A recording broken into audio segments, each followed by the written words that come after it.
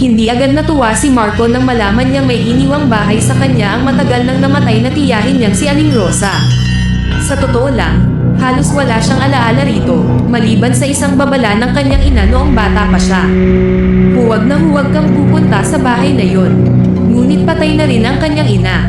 At sa panahong gipad ka sa pera, ang pamanang bahay ay parang sagot ng langit. Ang bahay ay nasa dulo ng isang baryo na bihirang puntahan ng kahit sino. Walang tindahan, walang batang naglalaro, tahimik, hindi yung payapang tahimik, kundi yung tahimik na parang may nakikinig. Pagbukas pa lang ni Marco ng gate, napansin niyang nakabukas ang pinto ng bahay, kahit malinaw sa mga papeles na dekada na itong walang nakatira. Baka may squatter, bulong niya sa sarili. Ngunit pagpasok niya, wala ni isang bakas ng tao, walang higan, walang damit, walang alikabok sa sahig. Para bang may naglilinis pa rin. Sa gitna ng sala, may lumang mesa. At sa ibabaw nito, isang itim na susi at isang sulat na kulay dilaw na ang papel. Kung binabasa mo ito, huli na ang lahat. Ang bahay ay hindi sa atin.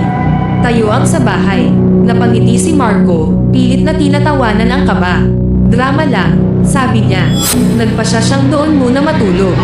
Sayang ang biyahe pabalik ng lungsod. Bandang alas 12 ng hating gabi, nagising siya sa tunog ng yabag, dahan-dahan, parang paan ng bata, paikot sa ikalawang palapag. May problema lang, wala namang hagdan ang bahay. Pawis na pawis siyang bumahon. Pagbukas niya ng ilaw sa sala, may napansin siya sa dingding. Mga kamay, mga marka ng palad, itim, parang sinunog, na dahan-daang dama-dami, gumagapang pataas ng pader. At sa salamin sa tapat niya, may refleksyon ng isang babae, nakatayo sa likod niya. Hindi siya gumalaw, hindi siya huminga, ngunit nang kumurap siya, wala na.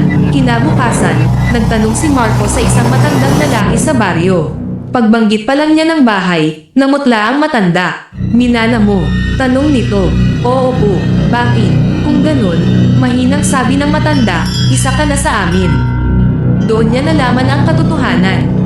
Ang bahay ay itinayo sa dating hukay ng mga bangkay noong panahon ng digmaan. Ang mga namatay roon ay hindi nailibing ng maayos.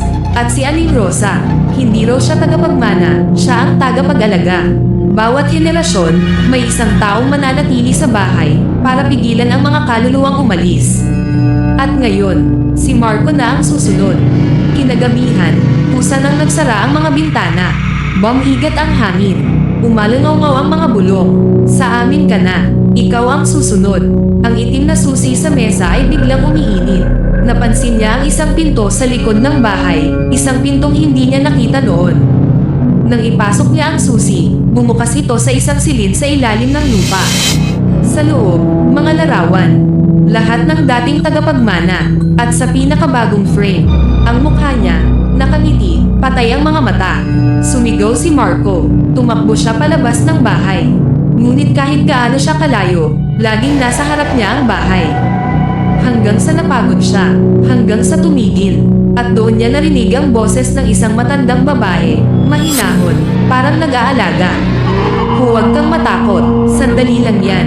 Hanggang may susunod, may isang lalaki na naman ang dumating sa baryo. May hawak na papeles, may minanang bahay. At sa bintana ng lumang bahay, may isang aninong nakasilip. Isang lalaking hindi na umaalis. Nakangiti, naghihintay ng kapalit. Lumipas ang mga buwan. Hindi na muling may nagpunta sa lumang bahay sa dulo ng baryo.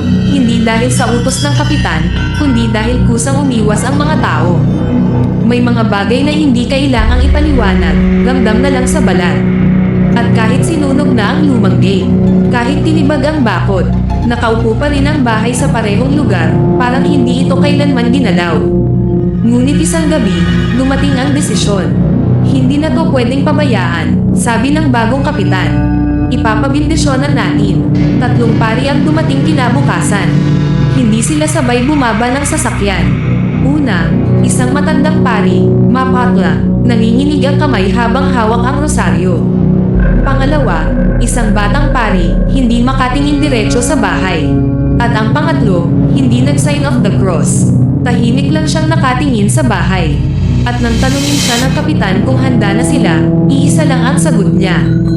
May nakatira pa, walang nakatawa. Sa loob ng bahay, nagsindi sila ng mga kandila, isa sa bawat sulok.